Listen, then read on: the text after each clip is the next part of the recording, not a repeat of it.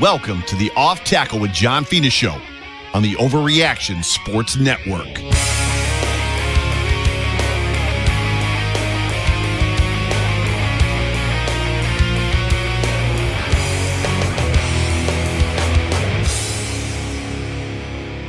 Well, what is going on, everybody? Welcome into the Sahlen's Off Tackle with John Fina show on the Overreaction Sports Network, presented by FanDuel. My name is Joe Miller, and you can find me on Twitter at Joe Miller Wired, alongside my co-host, former Buffalo Bills left tackle for a very long time. You know him. His name is in the title of the show, ladies and gentlemen, John Fina. You can find him on Twitter at John Fina, and we are excited that you are with us. Please do us a favor. Please like. Please subscribe, whatever platform you are consuming this presentation on, whether it's live right now on Facebook, Twitter, or YouTube, or you're listening to it in post. Please do us a favor. Please like, please subscribe. Happy Victory Monday to you, John Fina and Bills Mafia. The Buffalo Bills are 3-0 atop the AFC East and the AFC overall.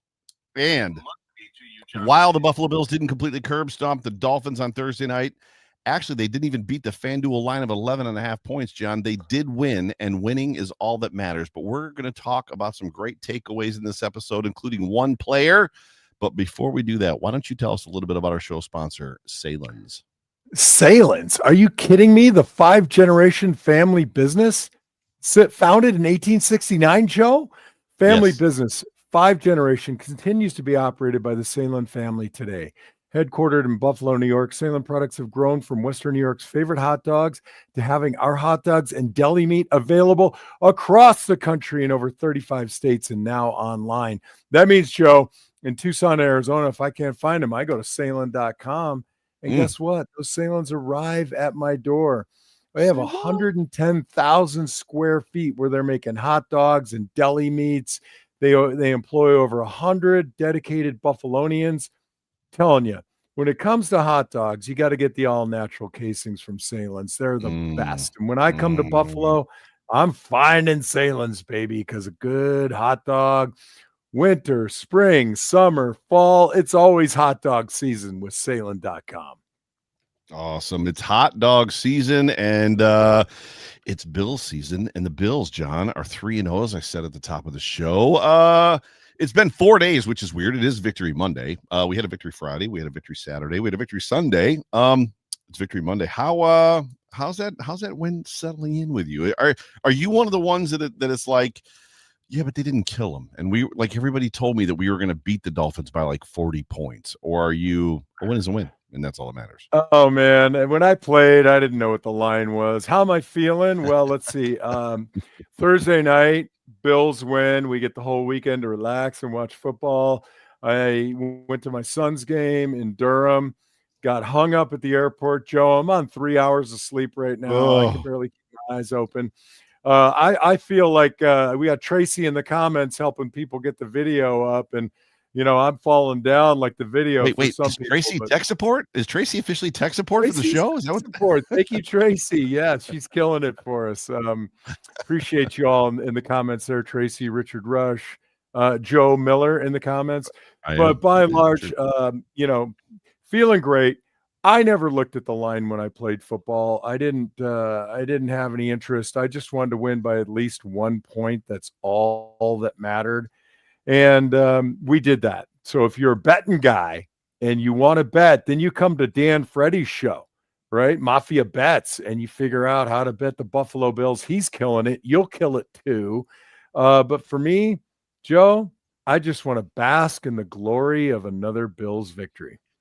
Yeah, it's I feel like weeks, as we know, week 1 is a liar, week 2 is a semi-liar, and it feels like the season, the teams, everything kind of starts to feel itself out by about week 3, which we are in. And there was a lot of upsets this weekend. The Packers losing to the Browns, and I think we talked about it I was talking to somebody about it. Somebody asked me if I was nervous, and I was like, are Packers fans nervous about losing to the Browns? Probably not, but I'm nervous. And lo and behold, the Packers lose to the Browns in dramatic fashion. But it was a Sunday to behold. We got one more football game this week, which is tonight, Monday, the night of the taping of this podcast. But yeah, it's really good. But we're going to talk about Deion Walker in this contest, who I thought had a really good game. It's interesting to me to see Deone Walker kind of this early grow into himself, is if that's the right way to say it, like almost like realize I can play here. And I think we've talked about you kind of getting that feeling too at one point in your career, like, no, like I can play with these guys, right? Oh yeah, Joe. Let me tell you though, when I'm watching the film, I catch myself. I know we're doing Dion, right? So I want to focus on the defense, but then Josh Allen in the offense comes up, and I just can't take my eyeballs off it. Right? It's just a feast, and I think I keep going. Oh, no, I got to be a defensive guy today, and that's really hard for me to do. Dion really turned it on, and not to hurt Joe's feelings, but we rolled a lot of guys in that defensive front. And to protect you, Joe, the reason we're doing it is we're still figuring out who the top 6, 7 guys are. And I think we'll settle in. We'll get more reps from the guys that have a higher production, a higher energy level. And this was a particularly fun game to go back and look at, because although the numbers might not have shown it, it was incredible the amount of energy and activity up front from the defensive tackle all the way out to the end positions that I saw. And I know the ends weren't really productive on paper, but when you go back and you watch the game, I would say that everybody played terrific football. Maybe it's division rival, everybody hates the Dolphins, as they should, or it's everybody realizing I'm fighting for a job here and I want to fight for that number 1 job. I would say, as a quick look across the board, the one player who really needs to settle in at the NFL level and understand how offensive linemen really want to treat defensive tackles is TJ Sanders. I would say among all the guys in the front 4, he probably still has the most room to grow. What is it about certain players just click and other players just don't? And we've talked about it, and I'm at a loss for words because we've talked about it. You and I have been doing this show for 5 years. It's been a long time. Oof. God, I've known you for 5 years. My side. Holy cow. You've been carrying me. Your back should hurt from carrying me for 5 years. It started quarterly. I appreciate you. It started quarterly. Then I think we talked and went to weekly, and we've done draft shows, pre-draft. We've never done a mock, still mock free. Right. Like we've never done a mock, but it's weird to do draft shows, and I've talked about it many times, and how I feel like it's a crapshoot, and I don't understand how it isn't more. What is the word? More definable.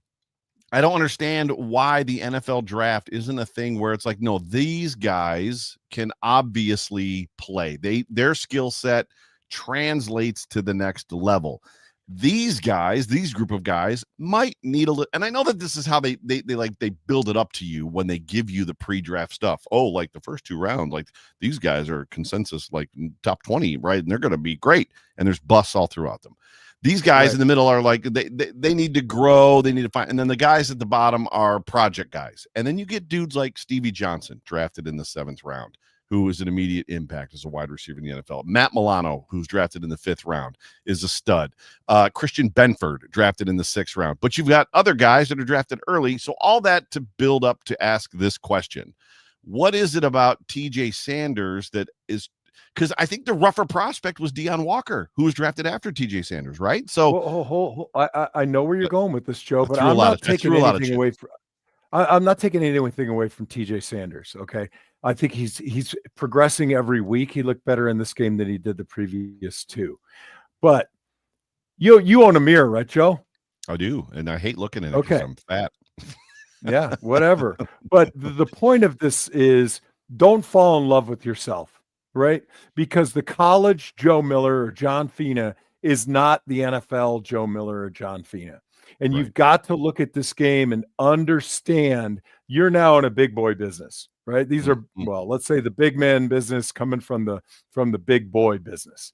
Right. And there are certain aspects of your game that require abandonment and adaptability, because you cannot do the same things against these offensive linemen in the NFL that you did in college. You cannot get away with the same stuff. So evolve, grow, adapt. Some guys do it faster than others. Some guys don't do it at all, and we call them busts, or they figure out a way to become insurance agents or accountants or get into real estate, right? And that's okay too, right? Or work for Talos like you and I. So you can't fall in love with your game. You have to approach it. You look in the mirror every day, and the one thing that you should say to yourself is, how can I get better vis-a-vis where am I in the mix in this league, right? Because I can't toss guys around like I did in college. I'm not that much faster than the offensive lineman in the NFL as I was in college. So you don't fall in love with your skill set, be adaptable, evolve, have some humility. Yeah, but you say that, and I know the Dolphins' offensive line is a bit maligned. The right side has they're all, I think, 5 new starters. The right side has 2 guys that are backups, but Deion Walker seems to be more. I don't even know what the word is. He seems to be having more of a success rate at this level than the film that I watched on him after we drafted him. It seems like his highlight film from college isn't as stout or as good as even some of the last 3 games that we've seen, which we're going to get into a little bit of that, right? Yeah, and we will. And let's draw just a fair comparison for TJ and Deion, and I could throw Zion Logan there too. Who looks Deion great. Deion is going into the game when it's decidedly a run situation, and that's where he excels. All right. TJ's going into the game when it's more, maybe not more likely, but 50-50 run pass. And beating these guys in the pass is not easy. Okay. A big dude like Deion in the run game, he's done some things in this game that are leading him to what's clearly more success. But TJ, and especially if you take this game in as a standalone, Tua gets the ball out fast. Now, you may not like Tua. I certainly was happy when Miami drafted him. That was my take. And I don't know if I'm proven right or I'm still a believer, but it's hard to get to Tua. That ball comes out 2.4, 2.6, and it's just really hard to get there. But if we were doing TJ, I would probably be going 50-50 for some really great things that I saw and things that he needs to work on. But in reality, I have 6 plays with Deion. I think 4 of them are really good. I could have picked it and evened it up 3-3. Right. Gotcha. Well, let's get into some Deion Walker film if you want to, and let's get Deion Walker under review on the Sahlen's Off Tackle with John Fina show. Okay, I'm putting this one up for you, Big Joe. This is the very first defensive play of the game. I'm going to run it back to the start. Deion Walker is at the top of your screen inside of the defensive end. You can tell because he's ginormous. So just give this a watch. He's twice the size of the other defensive tackle. He's a big man. All right, there he is. And the other defensive tackle is on the right guard. Deion Jones, by the way. Yeah. Right. So here's my coaching point on this play, and I'll run it again. So his first step is not aggressive enough. His hands are not aggressive enough. He does not strike with low enough pad level to affect the block. So I'm going to pop it right here. I'm going to try to pause it with our system here. Right there. He's too high. His first step, which was his right foot, was not long enough, and he wasn't powerful enough with his arms. You can see right here, the two of them are almost, I now pronounce you man and wife. They're close enough to be kissing, right? You don't want that as a defensive tackle. You want extension.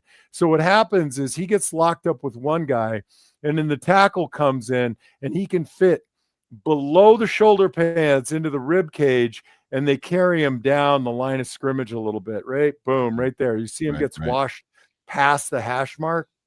And once you can see his numbers, when you see his numbers on his chest, it's a bad thing, right? That's right. That's right. So you could call it first play jitters, but my feeling is if you're going to start fast, you got to start fast. You got to get out the gate. So that first step has got to be much more aggressive off the ball. Let's see if I can freeze it right about there. Okay, he's lifting his right foot, and it just doesn't go quickly enough. That power from the hips comes with that first step. Now, he didn't get blown off the ball. He didn't get Vernon Butler down to our own 35-yard line, but not a great play. But I want you to start faster than that, kid. Didn't get Vernon Butler. Did I say that out loud? Oh, I love you, John Fina. At least there's one. So look, first play of the game, young kid. He's a little bit high. He's not striking hard enough. He's not keeping the separation. And when you're high, Joe, the problem with that is you can't fight pressure. And I think my third clip, but that of was him, that was the tape on him coming out, was that he played too high. Jerry talked a lot about it, that he needs to learn to play lower. Yeah. Right. And I bring this up as the first play of the game because later on in the game, he does start to get a little bit lower. Now he's continually getting into game shape, NFL game shape. Right. And as he does, he'll bring those pads down a little bit. Very good. So I do need a pointer, Sharon. Thanks, Sharon. I know I need a pointer. I'm technologically so we need not so if there's there yet. anybody listening, we need money because we would like to buy a telestrator so John and Jerry can both write on the screen and do all that fun stuff. We just don't have the funds to do it. So if anybody out there is wealthy and you'd like to contribute, buy into the show or buy into the, I don't know, we'll sell you part of the network. We need a telestrator.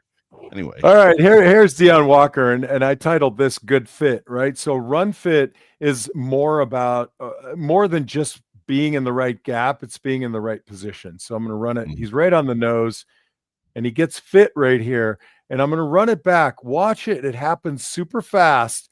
What he's going to do is he's going to turn his pads upfield right there and engage the guard. And as he does that, he explodes with power, and he's able to keep the guard flat. But he also is able to separate, and he runs down the line. He makes the tackle. This is an absolute. Absolutely. Go ahead. Go ahead and finish. Yeah. So he's able to walk the play down the line of scrimmage, disengage because he right here. This is a great shot.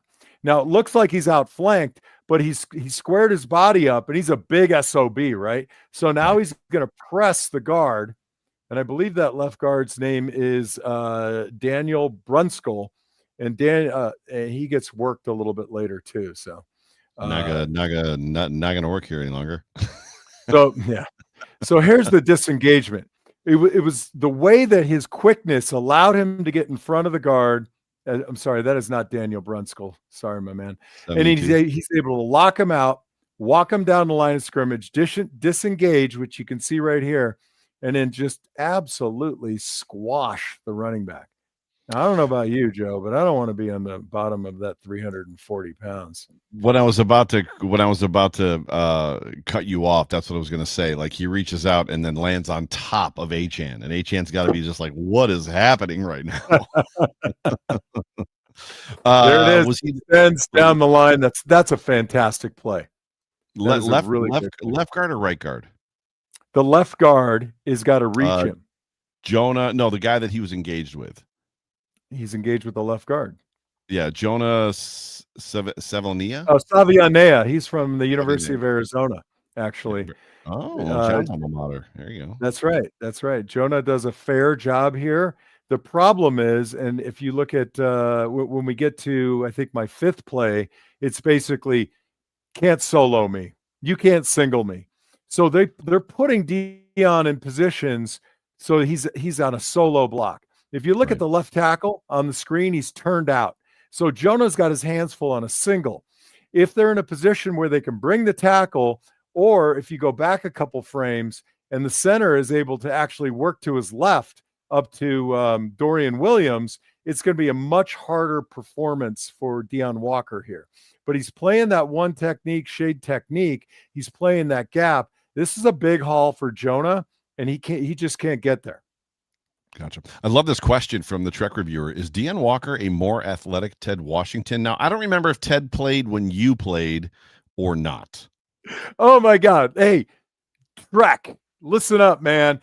Right before we got to this point, I was about to say that's Deion Walker looking a la Ted Washington. Oh, there you go. Extend down the line, disengage. It's not always pretty, but it is a beautiful thing when he pancakes a running back. And I wouldn't say more athletic. I would just say maybe just a little bit younger right now.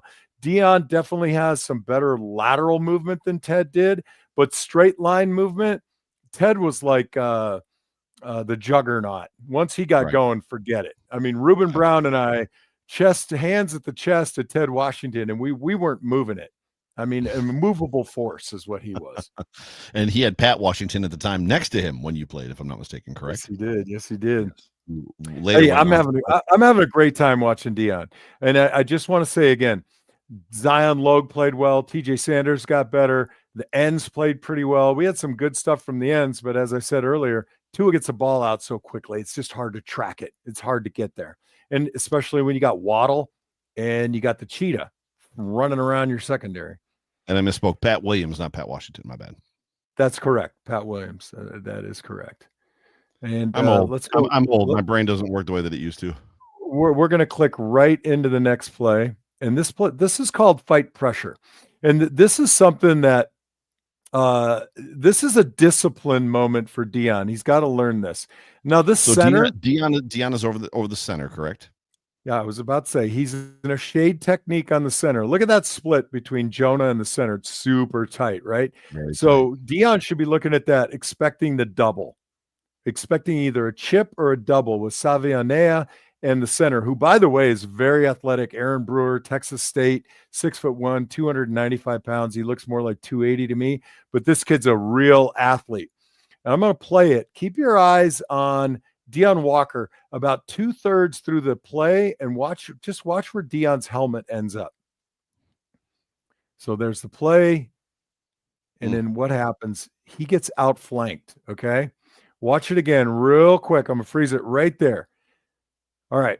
Aaron Brewer has got Deion reached right now. And that happens. Okay. I'm cool with that. You can't win every rep, bro.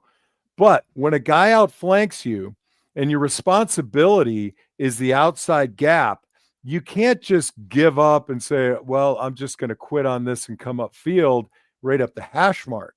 You've got to fight pressure. The reason Brewer has his hat on Deion's right shoulder is because they want this play to bounce between the left tackle or the left guard, left tackle, and center. So he basically right there gives it up. Now, why is that important? We talk a lot about contact balance for running backs, and it's not just about the contact of the initial tackler. It's about making your way through trash. So if Deion, rather than give up and take that A gap on the other side, if he works to fight across laterally to the left side of your screen here, then he can squeeze that hole a little bit and cause Achane or whoever the running back is here, Ollie, Gordon, just to bounce a little bit, slows him down in the hole. So a little room for improvement here, and that's just discipline. It's just doing that. Joe, let me tell you right now, it's doing the hard shit the hard way rather than taking the easy way out. So he's playing the one technique, which means he's the body gobbler, right? He's the guy that's going to find himself in that Daquan Jones role of sucking up blocks, right? So his job is to take double teams. So he's going to have to learn to do this, but it's like you said, he can't win every rep. So he's, clearly it looks like I'm trying to figure out this shot right here is great because I feel like 55 would want to split his helmet so Jonah could get what would be his right shoulder while he got his left shoulder, but it looks like he successfully got his left shoulder, or he got Deion's right shoulder. Oh, more clearly stated. Yes. Deion has the gap between the center and the left guard, but this center is very athletic. He reaches Deion very quickly. Now, the upside for Deion right here is his pad level is pretty damn good, but he's already gotten out of his gap. He's got to have the gap between the left guard and center. The center takes that step. Jonah Savianea marries it up. They're hip to hip, but he's got to fight across the center's face and extend it a little bit like he did in the second play where he was able to extend the guy and basically kind of flank it out, right? Make it move laterally. Gotcha. Before you get on to your next video there, John, as a hiring manager, which I was for a long time, it's incredibly time consuming and it's a pain in the butt because you're just rifling through resumes and so many resumes are unqualified. And then it got to the point where it's like you're going through resumes and you're checking Facebook and you're checking social, like Twitter, just to find out if you can see the personality of the person, if there's any relevancy, or maybe somebody that you don't want to hire. But you can reduce the amount of time that you spend doing it with ZipRecruiter. ZipRecruiter rather. You don't have to wait for the right candidates to apply. You don't have to sort through those resumes. You don't have to try to get in touch. Sometimes getting in touch with somebody, like, do I call? Do I text them? Do I email them? It's just a pain in the butt. Well, the future of hiring looks much brighter because ZipRecruiter's latest tools and features help speed up finding the right people for your roles, so you save valuable time. And now you can try ZipRecruiter for free at ZipRecruiter.com/audio. With ZipRecruiter's new advances, you can easily find and connect with qualified candidates in minutes. And if I had this when I was hiring, it would have been amazing. You can see the candidates you're really interested in. You can unlock their contact info instantly, which is great. Use ZipRecruiter and save time hiring 4 to 5 employers who post on ZipRecruiter get a high quality candidate within the first day. And if you go to ZipRecruiter.com/audio right now, you can try it for free. Again, ZipRecruiter.com/audio. ZipRecruiter, the smartest way to hire. Joe, you did it in the Stone Ages, right? I mean, I did. It was. Yeah, you had to write a letter, you had to call them. But the good news about that is, where did we have our hiring meetings? Well, we had them at the Anchor Bar. We're proud to have the Anchor Bar as a sponsor of our network. And listen, if you want to catch the game and you can't get to the game, the tickets are too much, go to any one of the Anchor Bars in your area. There's 17 franchise locations, including Raleigh-Durham coming up. Nice. Raleigh, North Carolina, pardon me. Tucson, Arizona is going to come up pretty soon here. I can't wait. It's like 3 weeks away. I'm going to go to that soft opening. If you want the original, Joe, the original chicken wing, you want pizza, beef on weck, fresh burgers, sandwiches, salads, wraps, get a taste of Buffalo. Joe, the list of sauces they have, it's too long to read. Basically, any sauce you want: original, hot, hotter, hottest, spicy barbecue, mild, extreme heat, exotic flavors. Get yourself to the original Anchor Bar and enjoy a little bit of history and a lot of great food. So they've got medium, mild, hot, hotter, hottest, and what the holy crap. What are we doing here? Hilarious. Hey, just for everybody listening, that's Joe's go-to. What are we doing here? I hear that every time I talk to him in one way, shape, or form. Hey, Joe, let's get especially if we're talking about Talus, where we both work. What are we doing here? Joe, let's get back to Deion. Okay, I got 3 more clips. We're going long. Stop asking so many long questions. This is a good one. All right, here we go. This shows the athleticism that everybody's talking about. A lot of the players have said he's too big to be able to do this. He's on the right side of your screen. He's in front of Dorian Williams, and this is basically a run stunt. Okay, so he's going to end up other than where he is, and it's a gamble, right? They got A-gap pressure. They're showing A-gap pressure, which means if they're staying in that gap or they're going to be within the feet of the defensive lineman, then you can do a little bit more up front. Watch Deion. He's right in front of Dorian Williams on the snap of the ball. He's outside man, quick swim. But the beauty of this, and I'm going to run it again for you, Joe, he's going to his right. He plants his foot, and he explodes down the line of scrimmage and affects that running back. This is really all this clip is to show you that, yes, he is a hell of an athlete. There it is right there. He displaces himself by about an entire position. He puts his foot in the ground, and he's able to explode back down the line. Look at him right there. He's like 7'11" right there. He's twice the size of Dorian Williams, if not 3 times. Dorian Williams is not small. He's a big dude.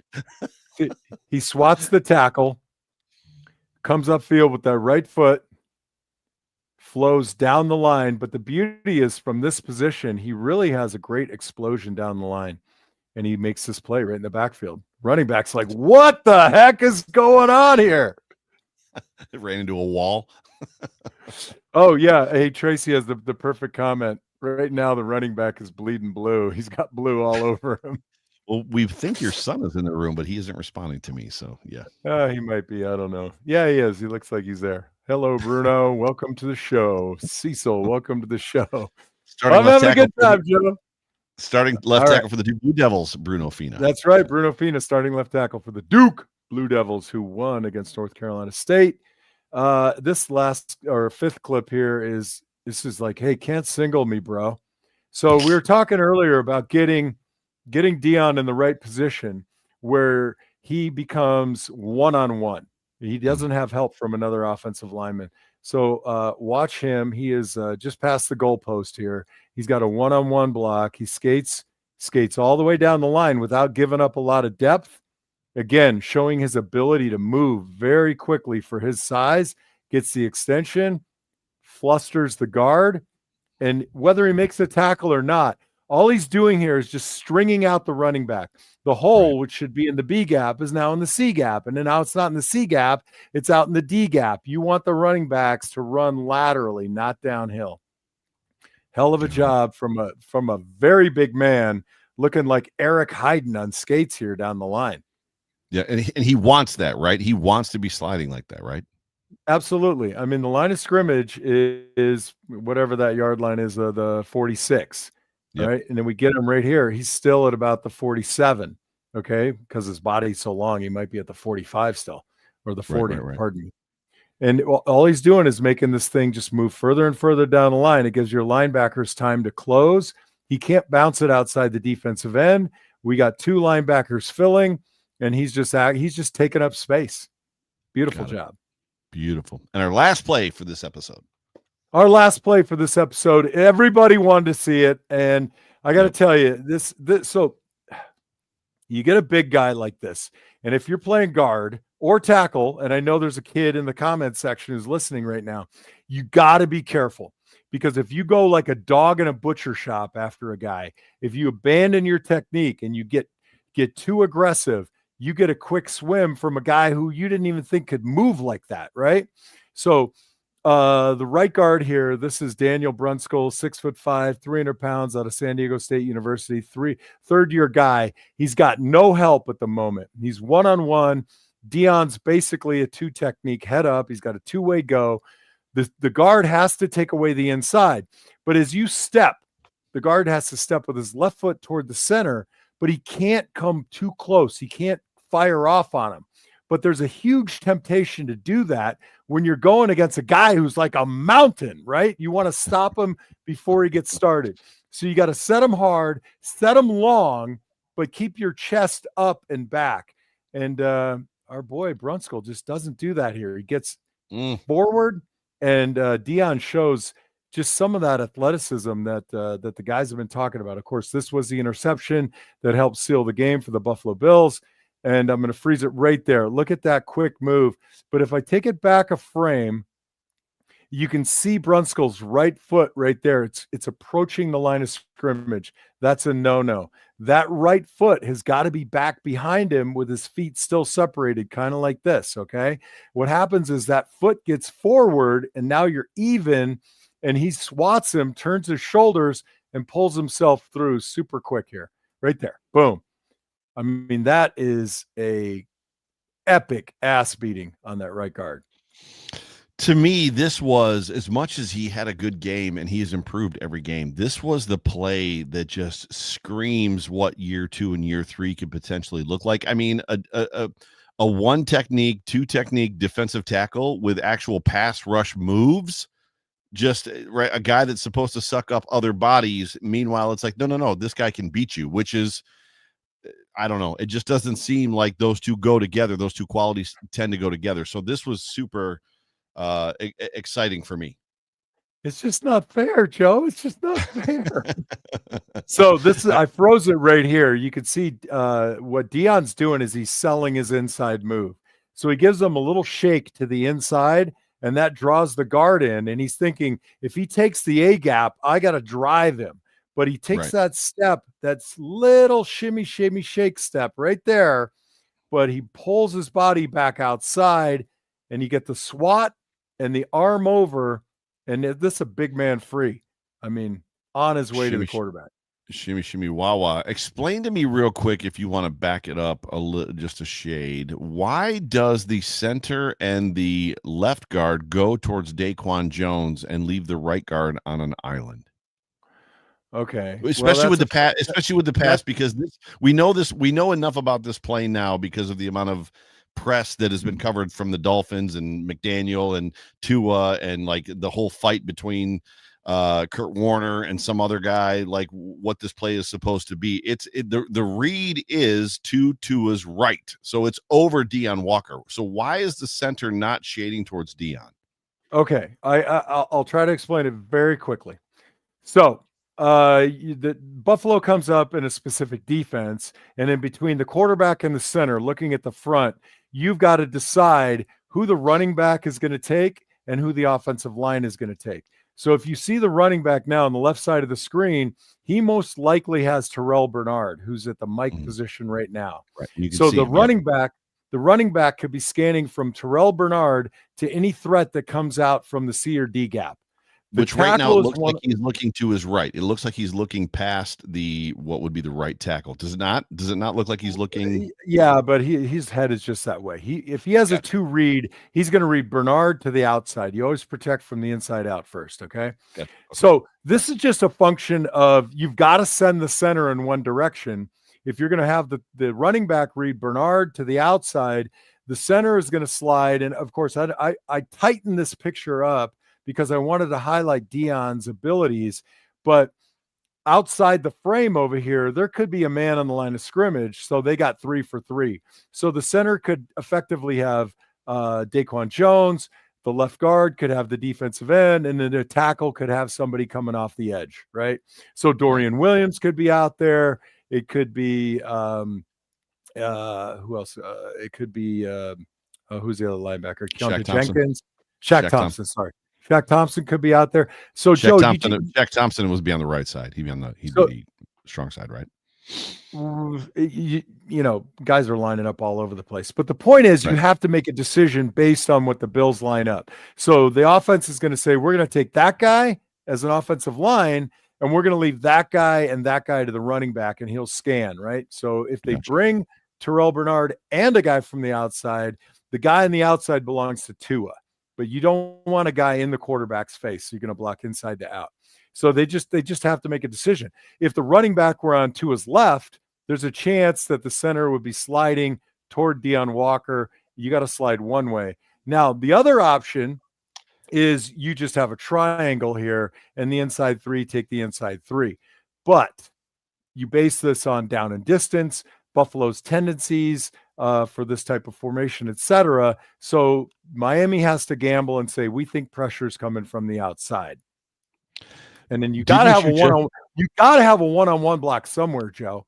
Didn't you just simply answer the question, which was effectively because the running back is on Tua's right, the center slides to his left? Typically, he's either going to slide to his left or they're going to block that triangle of 3 inside guys, the 2 defensive tackles, and Bernard. It just depends on what the protection is. Gotcha. Okay. Sorry, I just getting into football science. Like and look, I mean, I'll be there at the end of the week. We could sit down with some crayons and some construction paper, and we can have a good time going through it, buddy. Do we have yarn so I can make some Raggedy Ann like things as well? Amazing. Any final thoughts before I get us out of here? This was a great show. Deion Walker looks to be like an exciting prospect, an exciting player in this rookie draft class. Any final thoughts? Yeah, I'd say everybody in the comments, share this with a friend, sit down, put the film on, watch the game a little bit more differently. Like when I watch the game, I'm trying to figure out why we slide in that way. What's the pressure? Like what's the philosophy of the play? And you dig in, you go to YouTube, you can watch offensive line blocking scheme videos, you can watch blitz videos, and people are breaking down film all over the place. The game just becomes so intricate and fun when you dive into it. It's really a cerebral game. It looks like just a bunch of meatheads slamming into each other, but underneath there's a hell of a lot of planning, Joe. Yeah, absolutely. Great show. Thanks to our sponsors, Sahlen's. Thanks to our sponsor, ZipRecruiter, as well as the Anchor Bar. So good to have you guys on board. But ladies and gentlemen, thank you so much for tuning into the Sahlen's Off Tackle with John Fina show, presented by FanDuel on the Overreaction Sports Network. I'm trying to think. Tomorrow, Josh Reed will be joining us for On the Beat on Tuesday, Wednesday. The new, I don't know if the branding is going to be done, but the new Big O show is now 7 days to Sunday with Zig Fracassi and Jerry Ostrowski, which is unbelievable that Zig Fracassi, who is a pros pro, has been on Sirius XM NFL radio for like 20 years, is now a part of Overreaction. This whole thing is just mind-boggling to me. But he will be on with Jerry on Wednesday, whether it's rebranded or not yet. But at the end of the day, 7 days to Sunday. And then this weekend we got coming up, the walkthrough with Anthony Marino. And of course, Mafia Bets. By the way, Dan Frederick, our professional bettor, Buffalo Freddy, is crushing it. He's killing it. Never done this before. The media stuff, the microphone stuff, the YouTube live stuff. He's a natural. He's a natural, and he's picking winners, so much so that I told him that if he keeps doing this, we're going to have to put this behind a paywall, because as much as we don't have the viewership yet, he is picking winners like crazy. The dude knows what he's talking about. So were you to say something? I was going to say, if it's behind a paywall and we lose, do we get our money back from the paywall entry? Typically not. But if you are a sports bettor, you want to tune into Mafia Bets. Dan is freaking crushing it. But it's so good to have every single one of you joining us. I already said what the show was. Appreciate all of our sponsors. But for me, for John, for Jerry, for Anthony Marino, for Dan, Freddie, for Zig, for Cassie, for all of us here at Overreaction, we appreciate you guys. We love you. Go Bills. Go Bills. Go Bills.